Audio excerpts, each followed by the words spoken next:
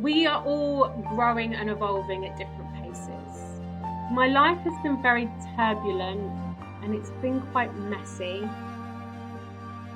Society, we like to bypass uncomfortable emotions. We avoid vulnerability. No one likes to be vulnerable. We can numb ourselves, whether that's with Netflix, shopping, alcohol, drugs, rebounding onto the next person, right? And we suppress those uncomfortable emotions. Often then people come to you at their lowest point. When I have addressed the elephant in the room, how good does it feel to be able to address it and talk about it and feel seen, like supported and understood? And that's literally just giving me goosebumps.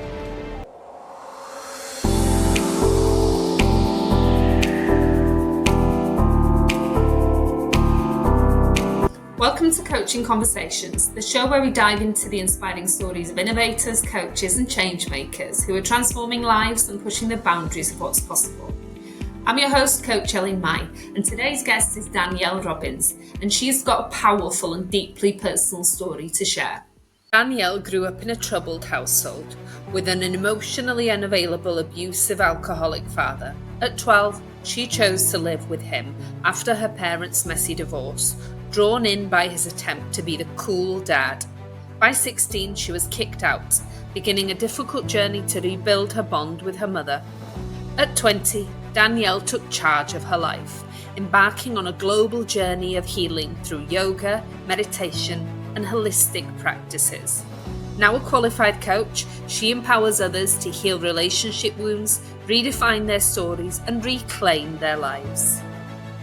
Whether you repeatedly find yourself in relationships that leave you feeling unworthy, unloved, and not good enough, or perhaps you push people away to avoid being abandoned, then pull them back in because you crave their attention.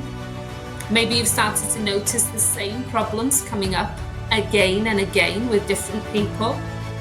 I'll be delving into these questions and so much more in today's podcast. Welcome to Coaching Conversations, Danielle. I'm so excited to have you here. Thank you so much for inviting me. So we've got an interesting conversation in front of us without a doubt. So let me kick off by asking, if that's okay, that on your website you say that you will help redefine, reclaim and rewrite someone's story. Now That's quite a bold claim. What exactly do you mean by that? So my philosophy, my program is all about supporting people to heal their past trauma by identifying how they're showing up right now, right? How are you thinking, feeling, and behaving? That's all coming from our program from when we was younger. So it's about connecting the dots. So that's the first stage of, okay, who are you beyond your fears and your insecurities? Then the next stage is reclaiming. So it's about building healthy boundaries. Often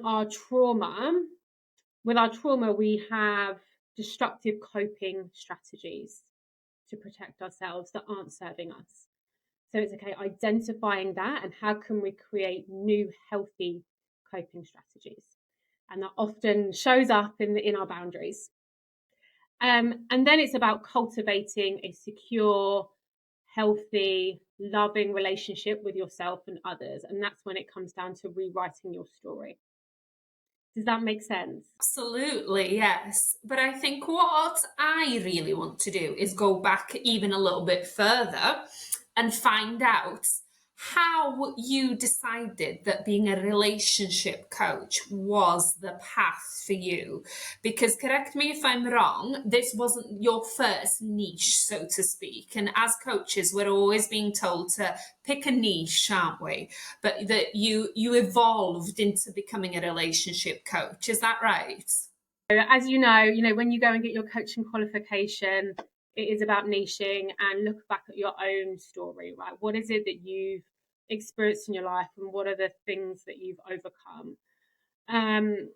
So I actually started off as a fatherless daughter coach, which was very niche. I did some market research and there wasn't many people in this space. And I was quite shocked because as a fatherless daughter, I could see how that relationship with my dad, or lack of, had massively impacted me, the relationship with myself and others.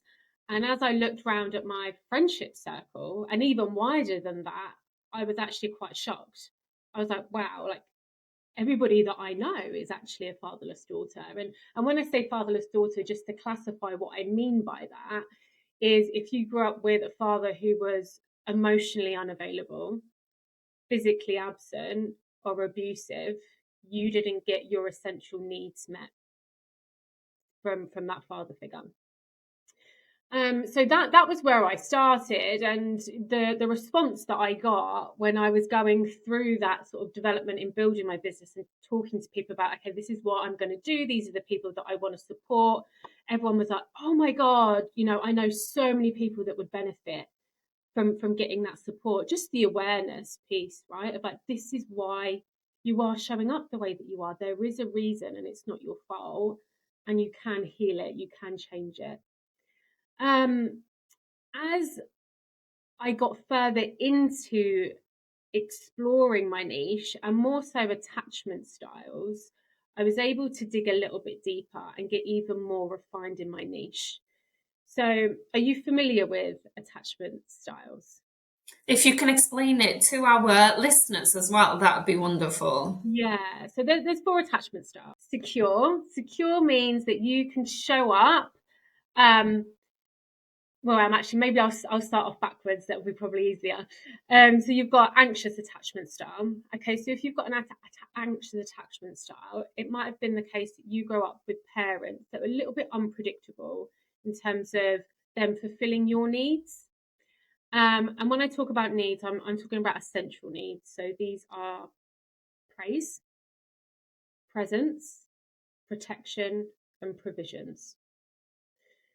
So if they weren't always delivered, you could be then anxious in your adult relationships where you're constantly seeking reassurance that you're loved or that you're looked after or that you're good enough.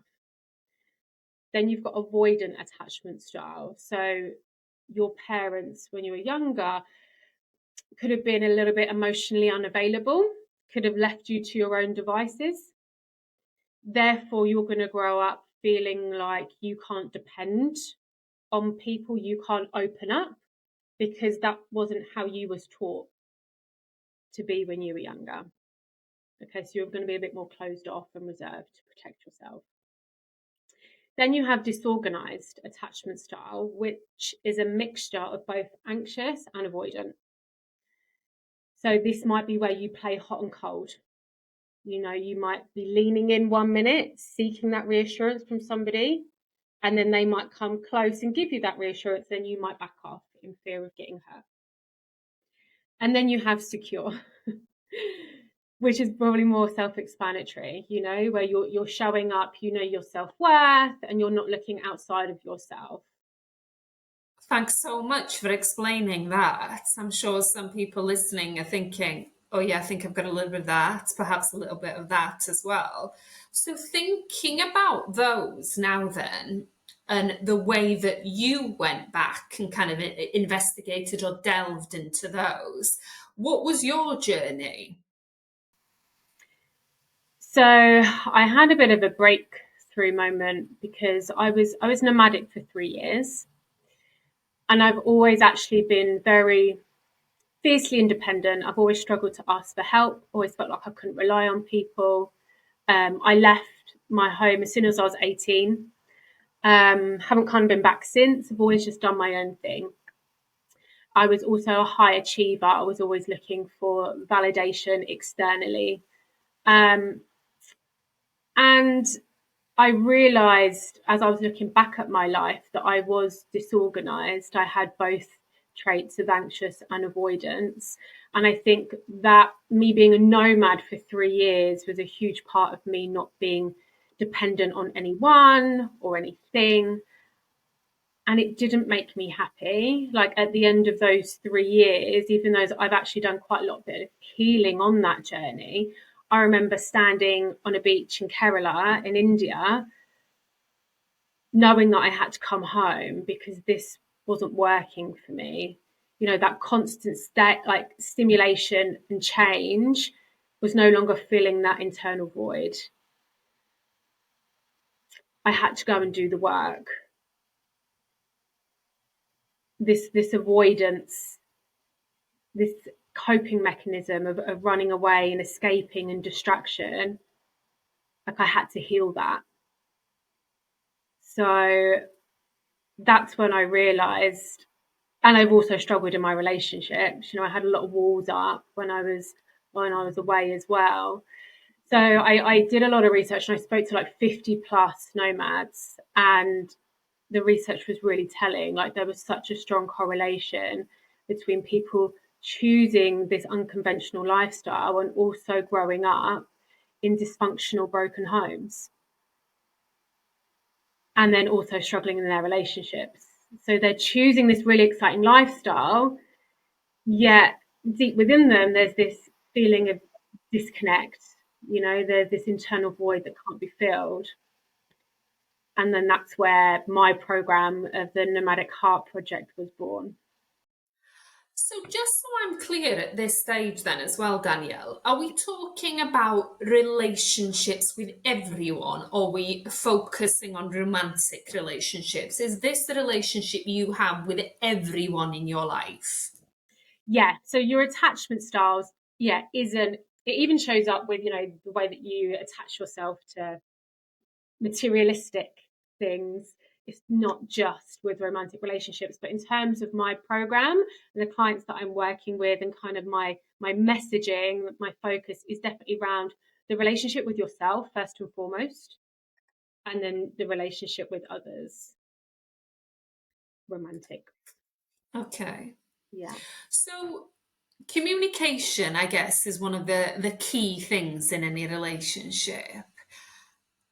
How do you approach communication when it comes to kind of, you know, your own development, and then how you're working with others as well?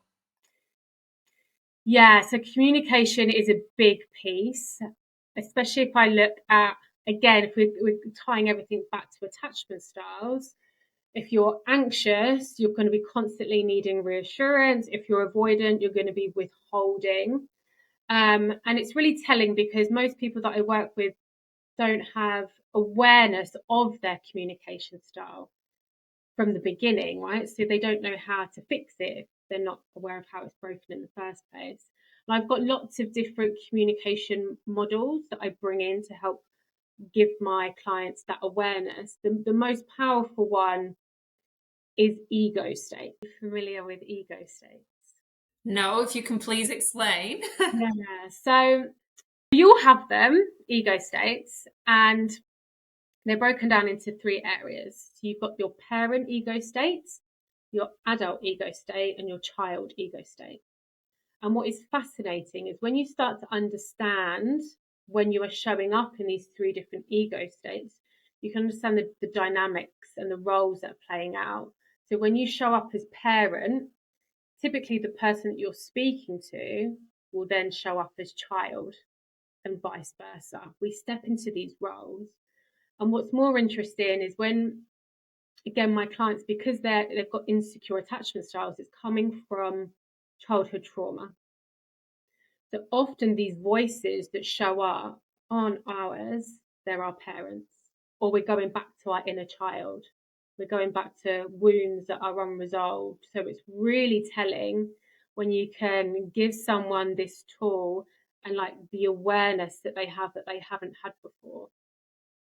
So these breakthrough moments, allowing people to then have the awareness and then change. And where we want to be is adult to adult, where we're speaking to people on a level. You know, we're not speaking down to them, and we're not looking for approval. So if I was listening perhaps to this podcast now, and I'd be thinking, yes, I am sometimes the adult and I can sometimes be the child, Does how you turn up into any relationship differ all the time? Yeah. So for example, I'll have clients that have had healthy relationships previously, but there's a new relationship, and based on that person's attachment style, will then dictate what's showing up in them. So it is different for everyone. There's not one rule, one size fits all. Yes, some people have chronic patterns that have followed them through their whole entire lives, and they've got to a point now it's like they're finally seeing it, and they're like, okay, if changing, nothing's changing. I need to do something here. And for some people, their insecurities get brought out because somebody else has triggered them that hasn't been triggered before. So, how do you define what a healthy relationship is then, Danielle? And perhaps what are some kind of key indicators that a relationship is actually thriving? Yeah, great question. So, are you familiar with interdependent relationships? If you can explain that to our listeners as well, that would be Yeah. wonderful. So, if you want to think about someone that's independent and then someone that's codependent, it's a balance of both of these together. And it's where you can enter a relationship and bring your full sense of self. You have your full identity, you have your own passions and hobbies outside of the relationship. Yet you can also depend on one another and rely on one another at the same time.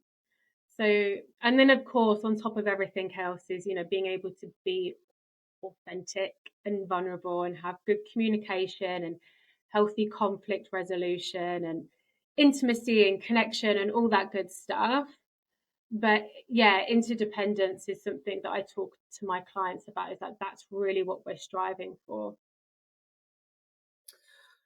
So, it sounds like you go very deep when you're coaching people.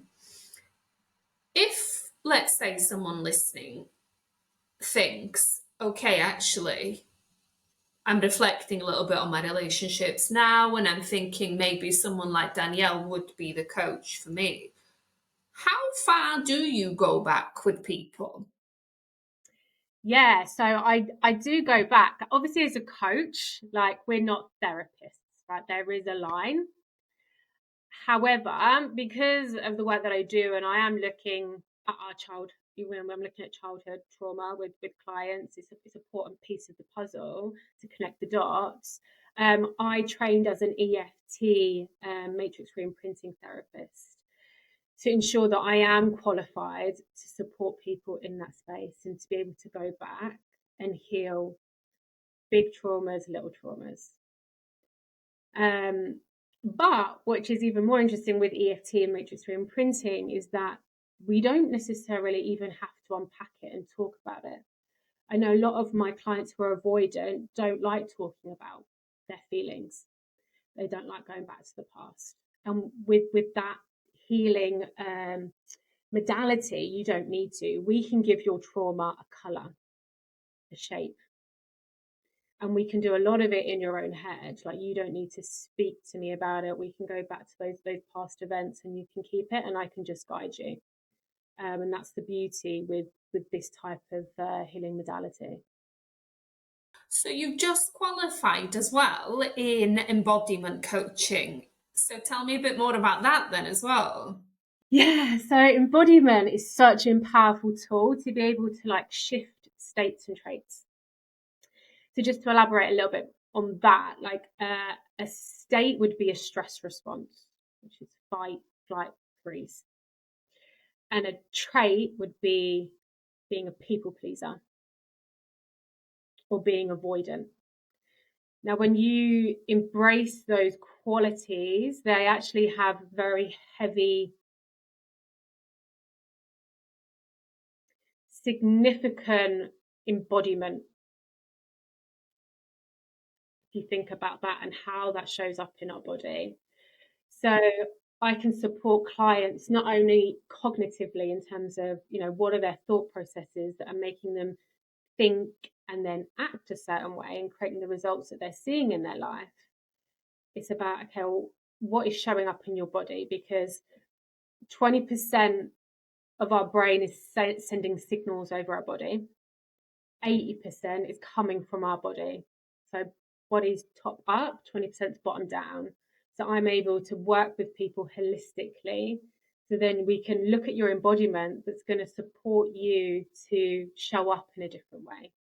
So you're no longer going to feel like you need to people please, that you can reinforce boundaries in a healthy way and say no. So give me an example of that 80-20 then, and in action perhaps. So for example, a lot of my clients have limiting beliefs. Okay, so based on their childhood, there is a core belief that they're not good enough. They're not lovable because maybe they were abandoned by one of their parents, caregivers. Now, then what will happen is, as you go through life, events will happen, and then you will make that event reinforce that belief that you're not good enough. So the part of the work that I do with my clients is that we'll look at those limiting beliefs, we'll look at the triggers, and then we'll be able to pinpoint them. And previously, they would have been subconscious. So we're going to make that conscious, which is super powerful. They're like, okay, that's why I then react the way that I do. And I'm then anxious and I'm needing reassurance. Or that's when I withdraw because I'm trying to protect myself. So then we will rewire that limiting belief. Okay, so when this happens, I am good enough. And then we'll look for evidence of how you are good enough. Okay, so we're going to deconstruct the belief that way. However, even though now we've done all that work, something could happen, a new event in the future. And even though we've done the work and we know that thought is irrational and they know that they're good enough, their body is going into a stress response. They're going into a survival mechanism where they're freezing up or they're just removing themselves from the situation. They're in survival mode. So embodiment work allows you to then understand what is happening in your body at that time, because your body is now overriding that irrational thought. So that could be anything from breath, temperature, posture, tension.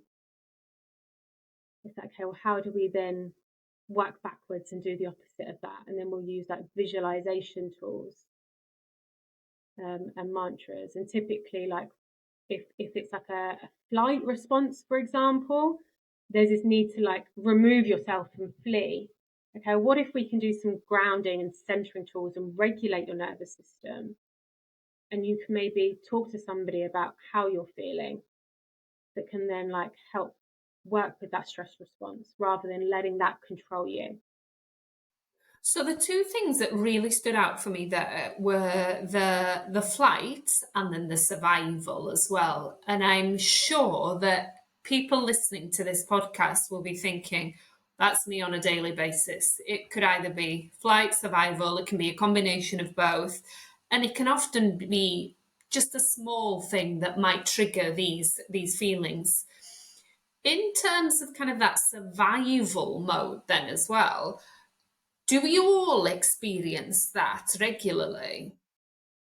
Yeah, and I think what we have to remember is it's part of our humanness, like those survival mechanisms would have saved us historically, that they are there to help us. It's when they're acting out of proportion to the situation where they're no longer serving us.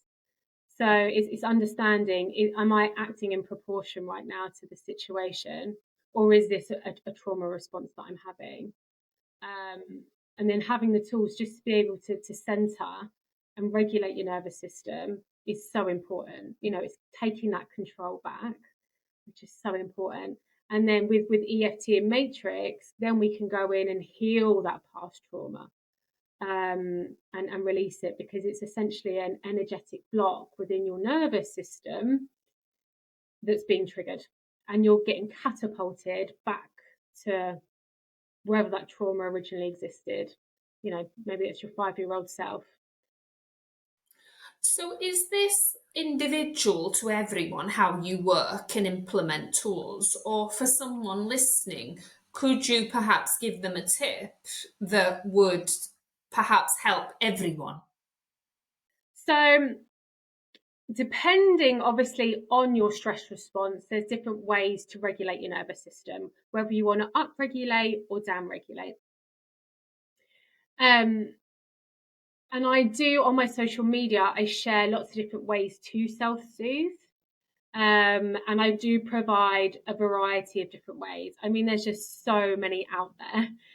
And I think it's really important for you to experiment and find out what works best for you, and to be able to really have it in your back pocket. Like, you don't want to wait until you're in a stress response to then start practicing with a new tool that you haven't used before. Like, that's just going to be more overwhelming to the situation.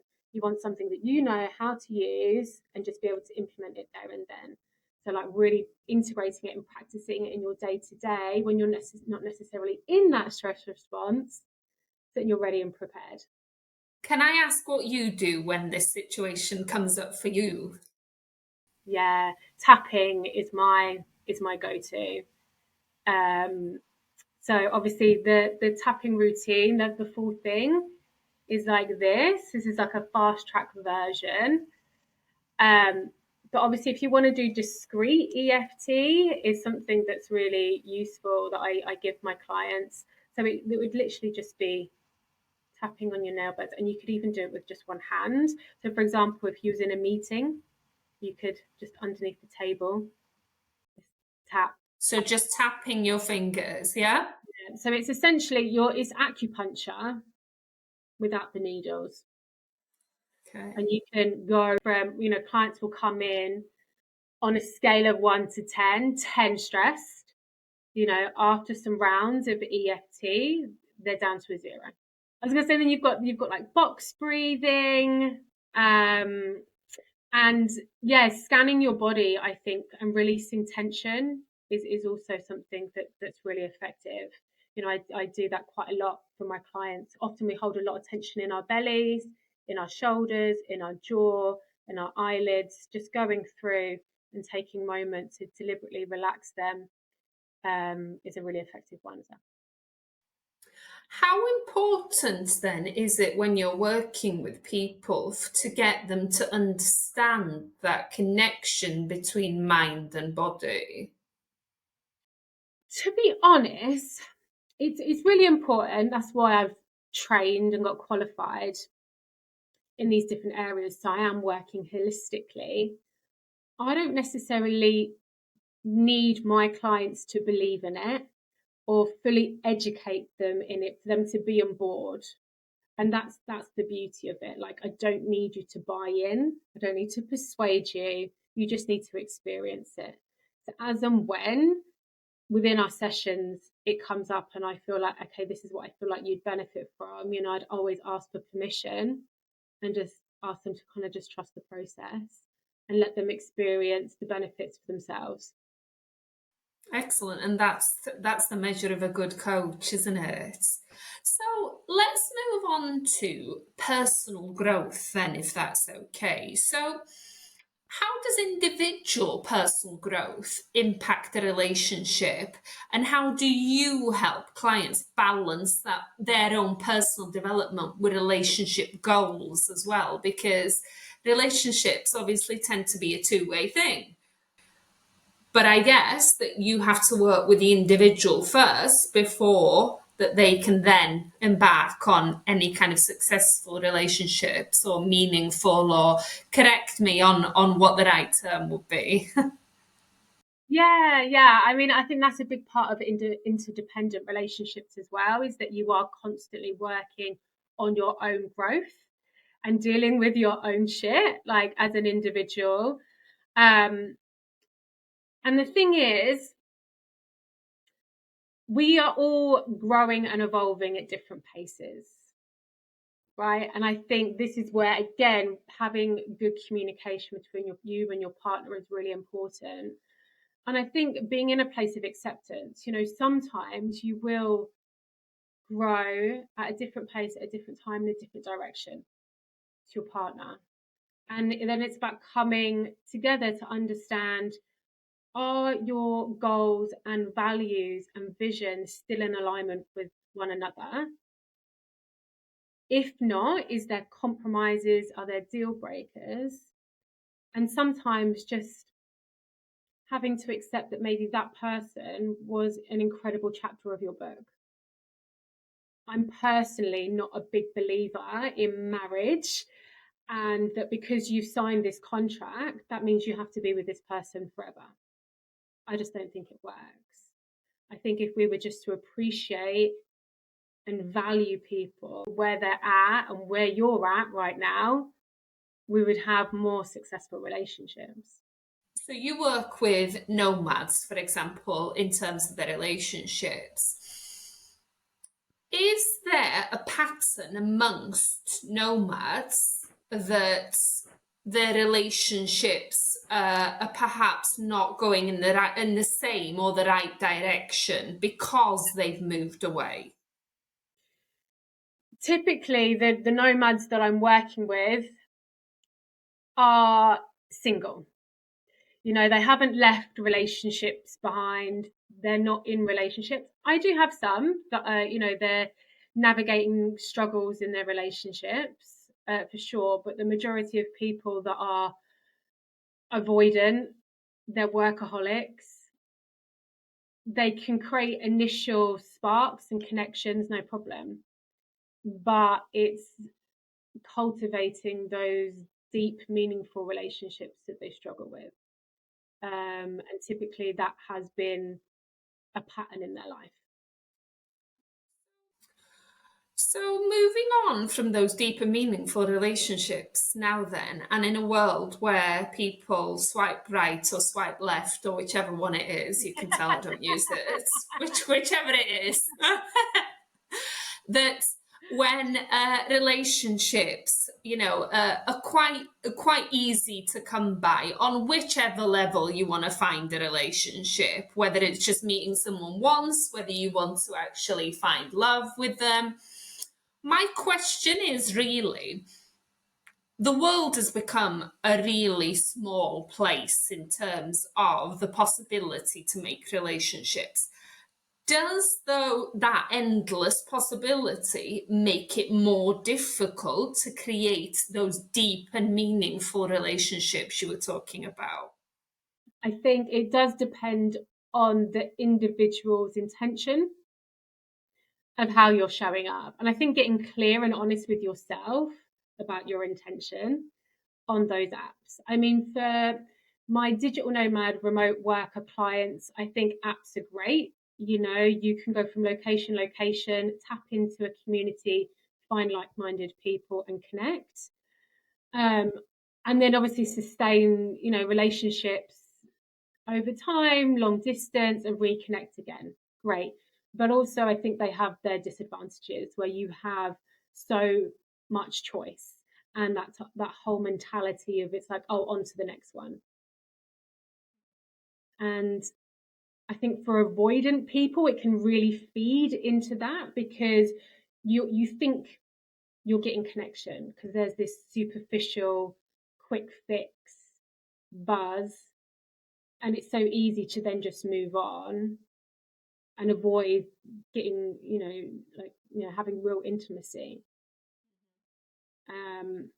So I think it has its advantages and disadvantages.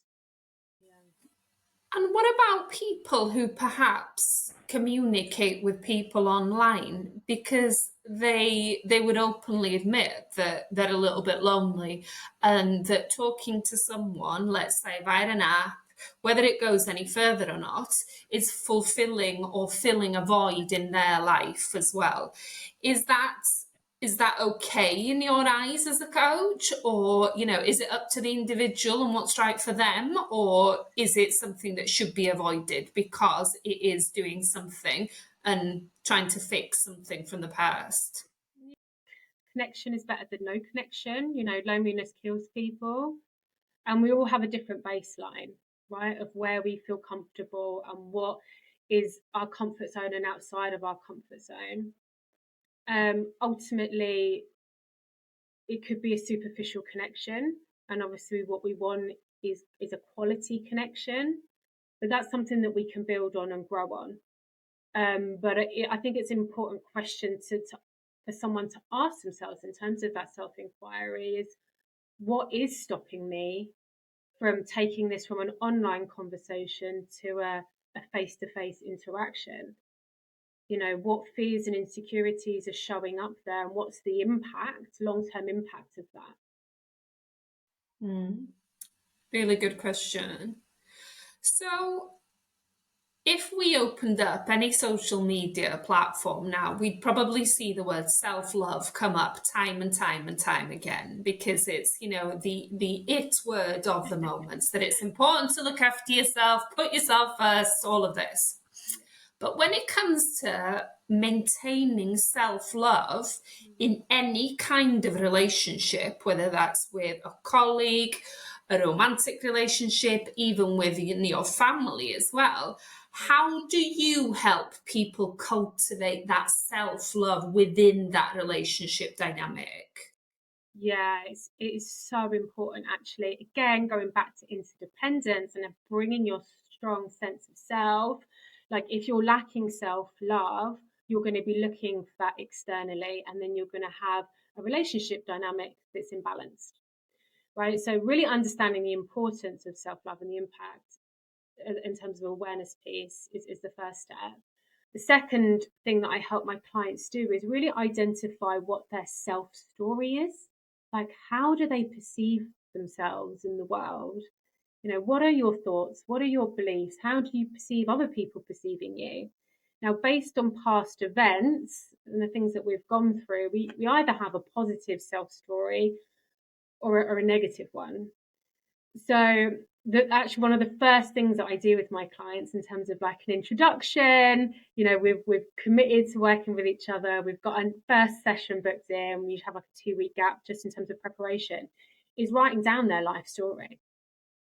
You know, so it gives me a really strong indication of what's gone on for them, but also how they're framing the events that have happened to them. You know, do they see themselves as someone that's highly resilient because they've overcome X, Y, and Z? Or do they see themselves less than because of things that have happened to them? So a big part of what I do is getting that understanding. Do you have a positive and negative one? And then how can we reframe this?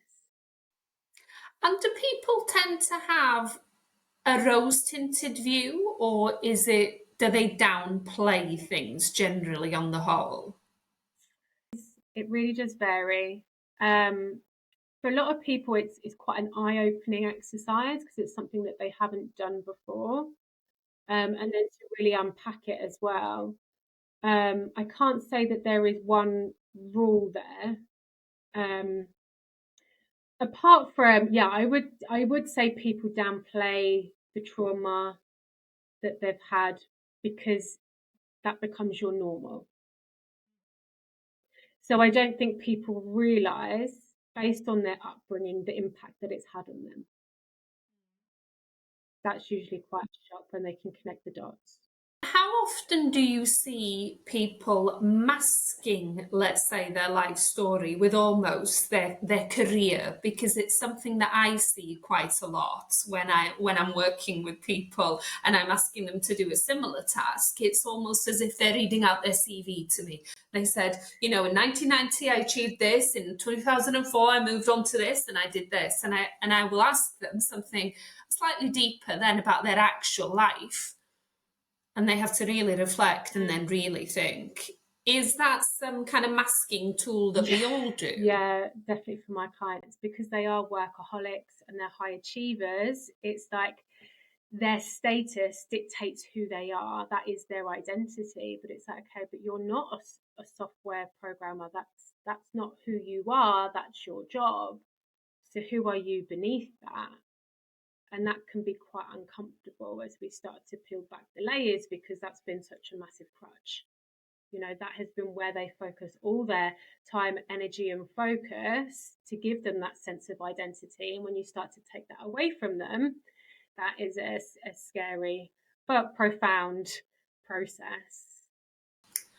And what tends to then be the process? Because I'm sure that there are people listening that are thinking, wow, yes, I am a workaholic. And if you would take that layer away from me and my life, then who am I underneath all of it? That would you recommend writing that life story to anyone listening to see where it leaves them? Yeah, definitely. Look at the patterns. Look at the way that you frame it. Is it positive and negative? Because again, going back to that positive self story, there's lots of scientific studies done around this. If you've got a positive self story, you're going to be like motivated, you're going to be resilient, you're going to achieve more in life. If you have a negative one, you're going to have the opposite of that. And I just think getting down to your core values and seeing, like, are you in alignment or is there a misalignment based on the life that you've lived so far? Because if you're feeling disconnected and lonely, whatever you're doing right now is causing that. So we need to understand that misalignment so then we can cultivate it moving forwards. And that will mean changing your priorities. It will mean changing your identity. Changing the way that you're dedicating your time to give you that harmony, and happiness.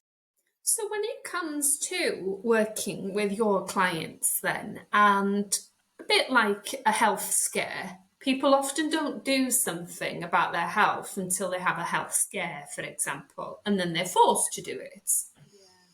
Is it a little bit the same with relationships as well, that they might be work. One day they think, hang on, I haven't got anyone to go out with anymore. All of my friends that have left, everyone's moved away, and essentially I'm alone. Is there a kind of trigger point moment often when it comes to when you're working with people? Yeah. I wish that wasn't the case, because often then people come to you at their lowest point, and they've wasted, and it's horrible to say, but I feel like they've wasted time, and years where they could have been happier, but they've got to the point where, I don't want to use the word, but I'm going to, because it's coming up. There is this desperation for connection. And it's like we're now having to work from a lower baseline to bring you back up, to be the energy that you want to attract in your life. But yeah, I think it takes time for people to look back and see a history of patterns. Like, for example, my past client, I've just finished working with her, but she was come to me burnt out because she's invested her whole life dedicated to her career. She's had a lot of failed relationship launches. And now she's like, my job isn't making me happy. I'm burnt out. I'm lonely. I'm disconnected. I desperately want a family. Yet whatever I'm doing in relationships isn't working. And I've neglected that my whole entire life because my priorities have been elsewhere. And that's just really common. I've been working with people a lot recently as well on priorities and making, a list of what your priorities in life are. And it's that self-reflection, isn't it? In terms of relationships, do people even put enough value on it to make that list of priorities? I don't think so. Not until they've got to the point where they're really lonely and disconnected. And I think it's easy to distract yourself in work. Again, a lot of my clients are business owners, solopreneurs. They've got this type of lifestyle where there's always something to do, so that constant distraction is great. It works to a certain point. It distracts you from yourself. And also when it comes down to my clients and them being avoidant, they are disconnected from their feelings. So again, it's a destructive coping mechanism. There's lots there that have got them to this point that hasn't served them. So it's a case of doing a lot of unlearning and relearning. So for clients like the one that you'd finished working with that had come to you burnt out and sounded like like you said, she was kind of almost at her lowest, are there any things you can suggest to people that they can do before that point actually comes? I would highly, highly recommend everyone, whether you're in, you're healing from heartbreak, or you're seeking love, or you're in a struggling relationship, or even if you're in a healthy relationship, understand your attachment style, because it is just so telling. Because I think even if you're in a healthy relationship, there's always things to improve on, in terms of growth and becoming more connected. It really helps to understand, like, how you're showing up and why. And if you are insecure, you're anxious, avoidant, and disorganized, there's going to be a lot of fears and insecurities holding you back from having blissful connections. It's going to be holding you back. And like surely that's what we all want, right? We all just want to be loved. Yeah, we're also terrified. And what about those boundaries then, Danielle?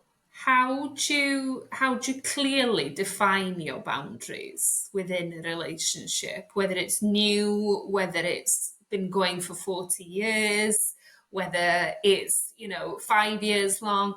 How do you define them? So there's actually like 5 areas of our boundaries. I'm just looking for them now off the top of my head. Yeah, so we've got physical, sexual, intellectual, emotional, and financial. So boundaries, again, is a big part of the work that I do with my clients. Sorry, my dog's just up here.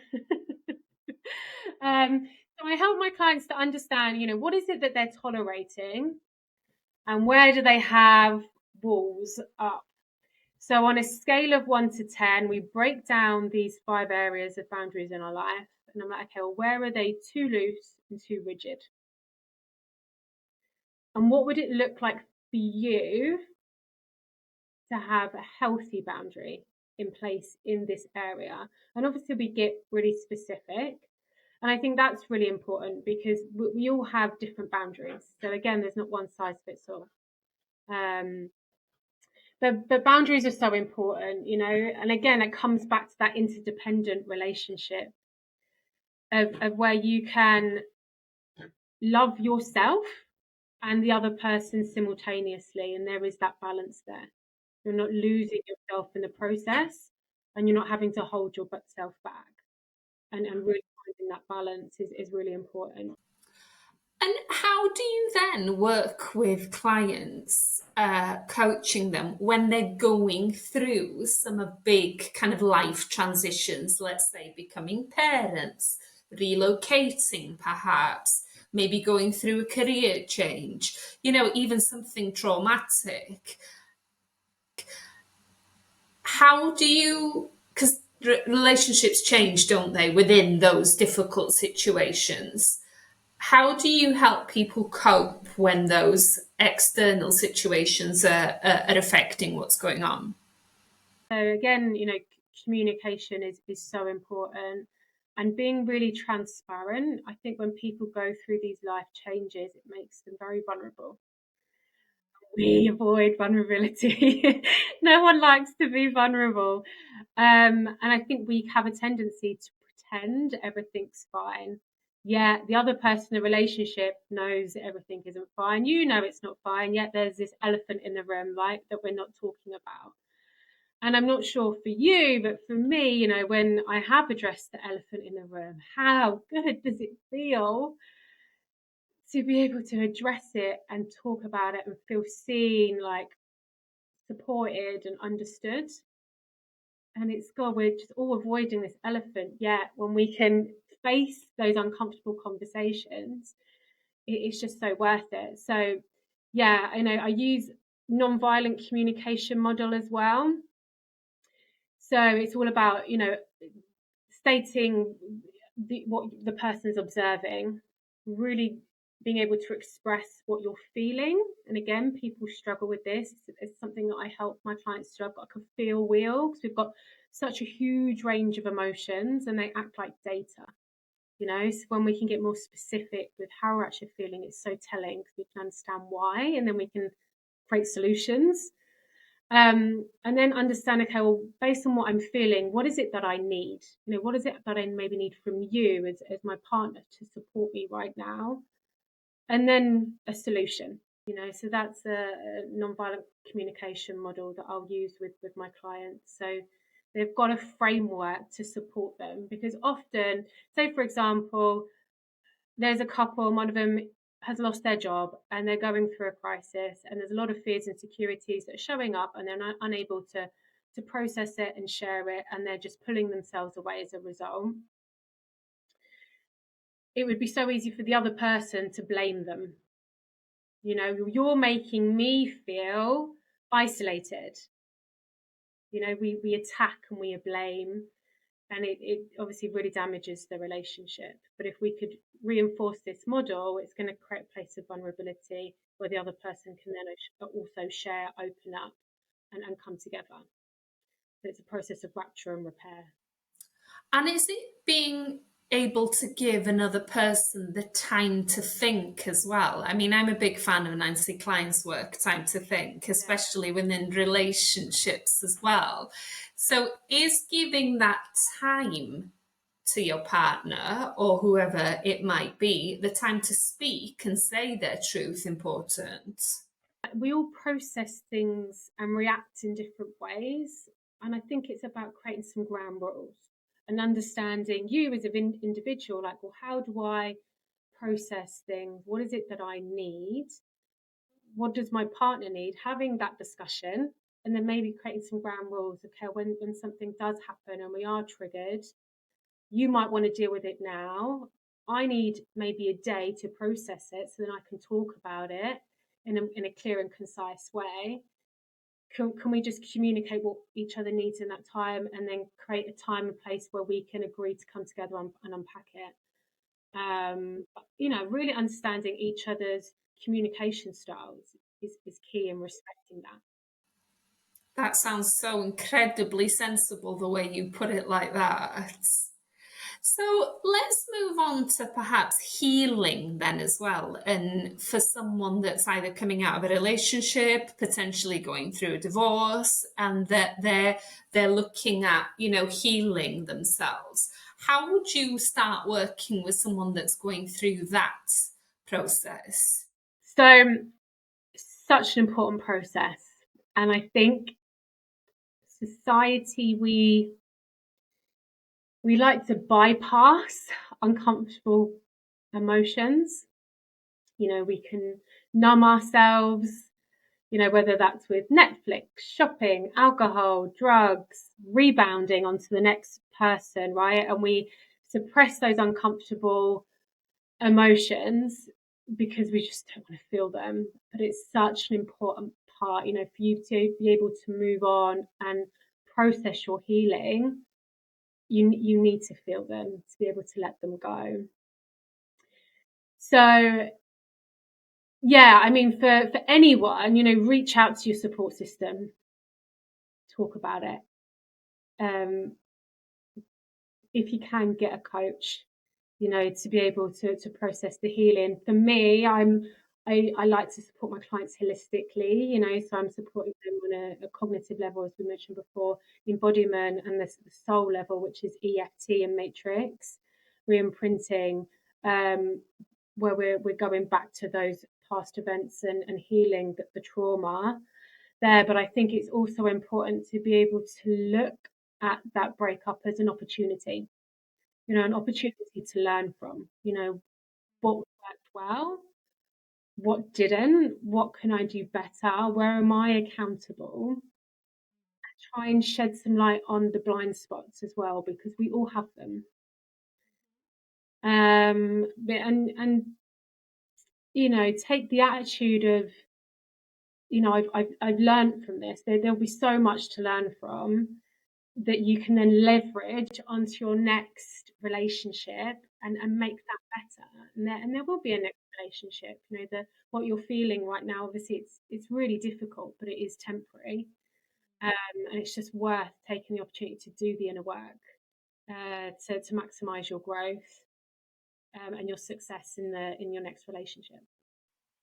So it's that reflection rather than the masking that is so key then as well. Just like with anything in life, I suppose. I think that, again, if we go back to the work mentality, it'd be so easy to say to someone, what didn't you do very well in your last job? They'd be able to reel things off, wouldn't they?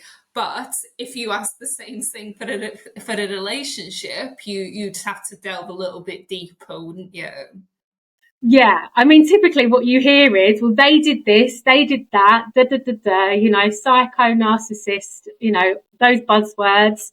It's always everybody else's fault. And at the end of the day, in a relationship, there's always two people, and there's accountability both sides. So I think it's important to reflect back at your own. Yeah.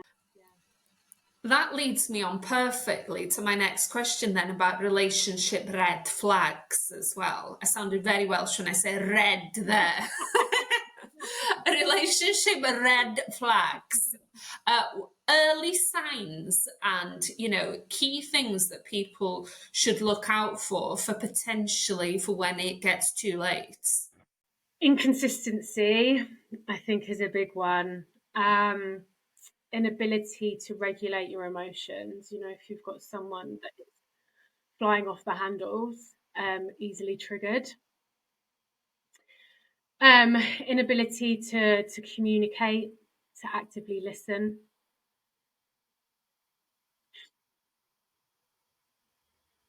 I think also with my clients specifically, there is this cat and mouse game where anxious attachment people are attracted to avoidant attachment people. So there is this chase, and then the avoidance will then lean in when the anxious one steps back. And this can be a really toxic trap that people can find themselves in. And people that are emotionally unavailable. And then if you could give listeners one piece of advice for maintaining a lasting and fulfilling relationship, then what would it be? I think it would be to ensure that you have a healthy relationship with yourself first and foremost, and you are really bringing that strong sense of self. And if you do have an insecure attachment style, take the time to look at that and think about, where that's come from and heal those past wounds. There is a risk that we can work superficially, but if you're not going to address the root cause of your fears and insecurities, it will continue to manifest. And what we want is to create long-term sustainable behavior changes where you can show up secure in your attachment style. So yeah, it's a bit long-winded. It's very clear. But do the inner work, it will just save you years worth of ongoing, destructive relationships or negative cycles that you can find yourself in. So, one thing I really want to know about as well is that staying true to yourself in any kind of relationship, because I feel like we do change. Inevitably, we change when we're with another human being, whether that's romantic, whether that's anything else. When you feel like you're changing too much, when you're doing that reflection and you're looking back and you're thinking, hang on, that's not really me. I wouldn't have done that usually. And there's a pattern emerging. What do you recommend that people do? What, so if they're looking back and they can see that they've changed, is that? Yeah, let's say I'm in a relationship now and I am displaying patterns of behavior that are not me. And I'm changing. My personality perhaps is changing a little bit Yeah. in this new relationship. What could I do as the individual to address that so it doesn't get too far? And are these changes in a positive or negative way? Let's say negative. Then I would say understand the triggers to the behavior changes. And then based on those triggers, like what's the pattern and what is the belief that's showing up? What's influencing that belief? Because is like, where is this coming from? Is it your partner? Like, is it happening externally elsewhere? I think getting to the core belief, because a lot of time these are running in our subconscious program and we're operating on pilot mode without awareness of, again, why we are. And then we can, look at it rationally, like, is it true? Is there reason for you to behave in this way? Or is it a trauma response that's not serving you? Mm. So, Danielle, let's say someone listening was going to get in touch with you and ask for your assistance to be their relationship coach. What's the process? How do you work with people? Yeah, so I work on a 6-month coaching program, and there's 10 sessions over that time. So it's roughly bi-weekly, but with a bit of flexibility. And I also support them in between with WhatsApp support. So I'm kind of in your back pocket as and when things happen. I can coach you sort of within that moment, within a sort of 24 hours. And I also provide lots of training, resources, materials throughout. And yeah, it's called the Nomadic Heart Project. Is my 6-month program. As you described at the start, it's kind of broken down into those 3 sections of redefining who you are, reclaiming your authenticity, and rewriting your story. And then I'm using, cognitive coaching, embodiment coaching, and EFT to heal past trauma, build healthy boundaries, and cultivate secure attachment style, essentially. And then there's 10 different modules that we work through over those 6-month project. But I'm very much meeting my clients where they're at. So everybody's when someone comes to me with support, what they're looking to achieve is completely unique to them.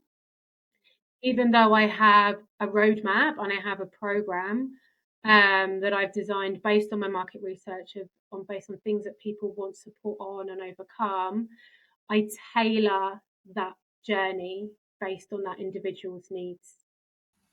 Mm.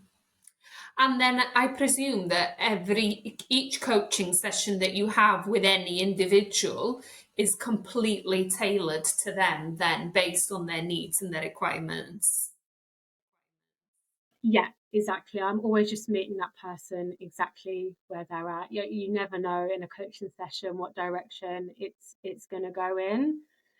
But that, I think that's the beauty of coaching, just because you're here for one goal, something might have happened yesterday that could derail, your bigger goals. It's something that you need to address now to help you work on the bigger problem. So there's lots of freedom and flexibility within that journey to support you in it, whichever way that you need.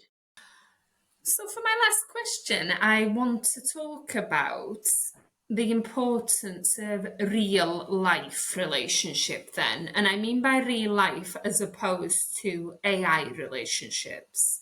So, there have been numerous stories in the press recently, some incredibly sad ones about people developing relationships with AI bots, and those being so realistic that, that the path has gone absolutely where it shouldn't have gone.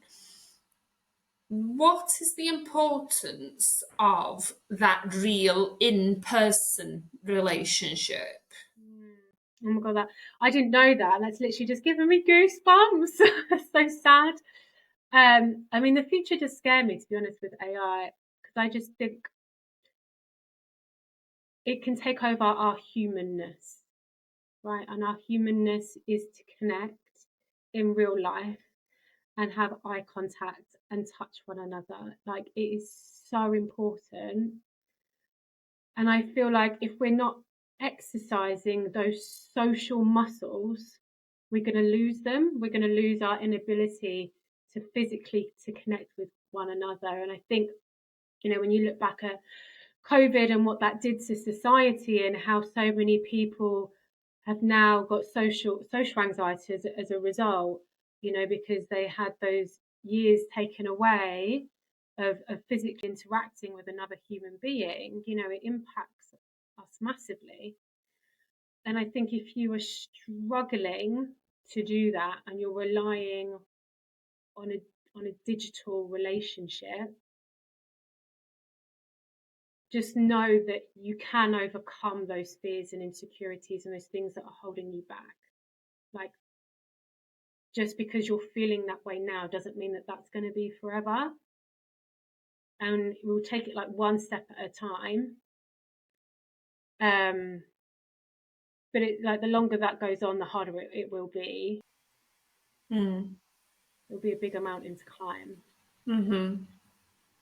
So we should never really undervalue the power of all our relationships, whether it's with someone you talk to in the coffee shop, or whether it's your partner, or whether it's someone at school, or even someone that you speak to in the cafeteria as well. It's the power of those relationships that are incredibly important. Just that energetic exchange, like a screen can't replace that. Being able to feel somebody else and read them, like, I think those interactions is what fulfills our souls. Nothing can replace that. And I really, for me, connection is my biggest value. Connection with myself and others, and nature around us. And it's like when that is missing in our lives, people feel that so deeply. And it doesn't matter how much screen interaction you have, it just does. It's not replaceable. Like, it should be a priority for people that aren't dedicating time to do that. So, Danielle, as we kind of come to the end of the podcast, it's clear that you've obviously put yourself through a lot of work as well, and you've gone through so much self-development. What's your proudest moment that you've achieved? Oh,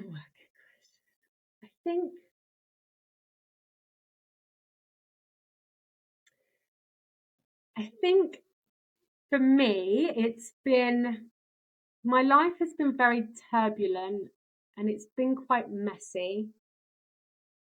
And I think leaving my very safe, secure corporate career to step into coaching and make my mess my message, and share so vulnerably about the things that I've gone through and overcome, and where I failed and where I've learned from, in order to be able to serve others and raise awareness, is actually something that I'm really proud of. Your message, I absolutely love that. That's so wonderful. Well, thank you so much for being so open and sharing so many incredible insights, tips.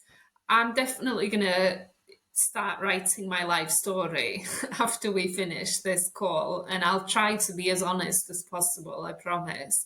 But thank you so very much. It's been such an interesting coaching conversation. Danielle's details will be in the information below, as well as a link to her website, a LinkedIn page, and her Instagram page as well. Thank you so much for being such an amazing guest. Thank you, Ellen, and thank you for such great questions, like really insightful. I really enjoyed it. Thank you. This has been Coaching Conversations. I'm Ellen Mai. This is Danielle. Please remember to like, share, and subscribe. Thank you.